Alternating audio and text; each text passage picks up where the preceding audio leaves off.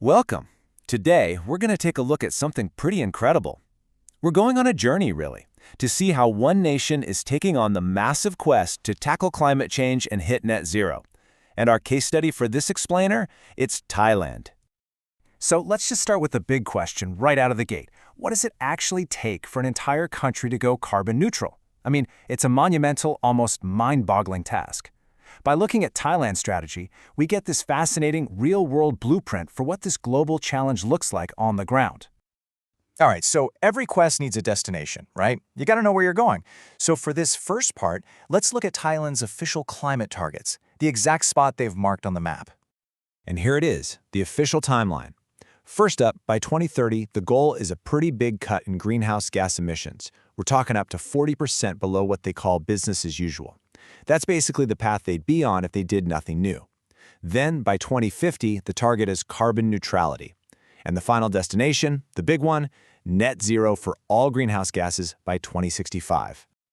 Now, you might be looking at this and thinking, carbon neutrality, net zero, what's the difference? And that is a fantastic question because it's a really key distinction. Carbon neutrality, that 2050 goal, is all about balancing just CO2. But net zero, the 2065 goal, is way more ambitious. It means balancing the emissions of all greenhouse gases. And that includes the really potent stuff like methane. It's just a much, much higher bar to clear. But here's the thing. This whole quest is dynamic. The map is literally being redrawn as we speak. You can just feel the ambition growing. There's serious talks happening inside Thailand about moving that final net zero target all the way up to 2050. So the commitment, it feels like it's getting stronger. Okay, so let's move on to the roadmap. Knowing the destination is one thing, but how in the world do you actually get there? Well, Thailand's entire strategy is really built on three major paths. And the crucial thing to understand here is that this plan isn't about some single silver bullet. It's a huge, coordinated push that involves three massive shifts across their entire economy. The first, and honestly the biggest shift, is a complete overhaul of their energy sector. Right now, Thailand really depends on natural gas and imports. The plan is to pivot, and pivot hard, massively expanding renewables like solar and wind, while at the same time making everything more energy efficient so you just don't need as much power to begin with. Path number 2 is all about transforming transportation.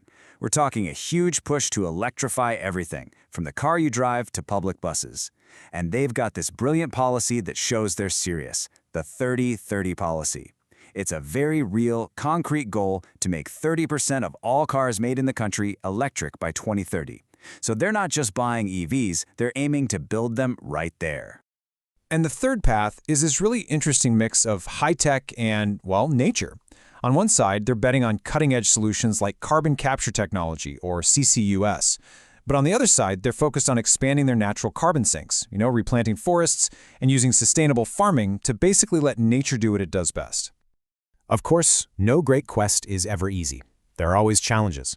Let's call them the dragons on the path. These are the major obstacles that Thailand has to figure out how to navigate if they're going to reach that destination. And this table here lays out the biggest ones pretty clearly. First, the money. The sheer cost is staggering.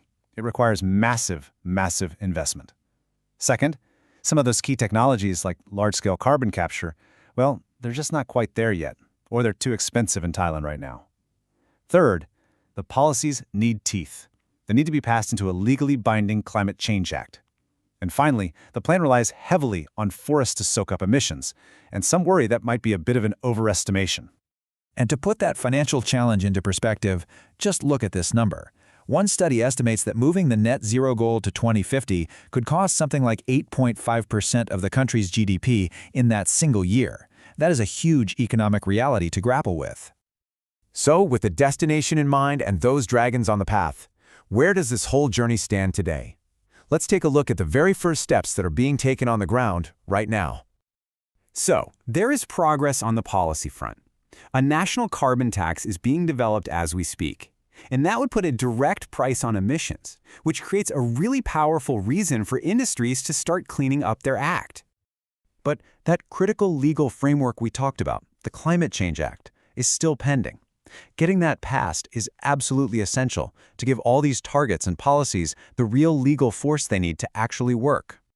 But we are seeing real, tangible action. In the transport sector, for example, EV adoption is actively being pushed, and there are programs actually happening right now to convert old diesel buses to electric, which helps clean up the air in cities like Bangkok. And if you were wondering why the energy sector is such a big deal in this plan, well, this chart makes it crystal clear. You can see it's by far the biggest source of emissions.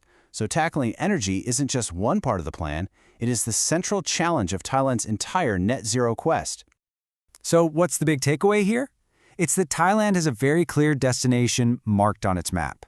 The roadmap to get there is incredibly complex and ambitious, but that journey is absolutely filled with very real, very significant challenges. And that really leaves us with this one final thought. Thailand has its map. It's identified the paths it needs to take and the dragons it needs to face. But the ultimate question, the one that everything hinges on, is this. Is the national will to complete this difficult, expensive, and truly transformative journey really there? Because that's what's ultimately going to decide if they ever reach their destination.